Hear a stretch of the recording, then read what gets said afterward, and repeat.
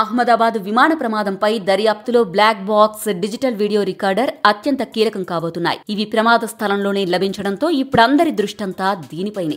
ఈ రెండింటినీ దర్యాప్తు అధికారులు స్వాధీనం చేసుకున్నారు. విమానం పేలిపోయినప్పుడు అందులోని ఇంధనం కారణంగా ఏకంగా 1000 డిగ్రీల సెల్సియస్ ఉష్ణోగ్రత వెలువడింది. విమానం మొత్తం మంటల్లో చిక్కుకుంది. మృతదేహాలు మసిబొగ్గుల్లా మారాయి అంటే ప్రమాద తీవ్రతను అంచనా వేయొచ్చు. భారీ ఉష్ణోగ్రతలోనూ బ్లాక్ బాక్స్ సురక్షితంగా ఉంటుందని, అందులోని డేటా చెరిగిపోదని నిపుణులు చెబుతున్నారు. బ్లాక్ బాక్స్ లో ప్రధానంగా 2 భాగాలుంటాయి. ఒకటి ఫ్లైట్ డేటా రికార్డర్ FDR, మరొకటి cockpit voice recorder CVR. FDR లో టెక్నికల్ అంశాలు రికార్డవుతాయి.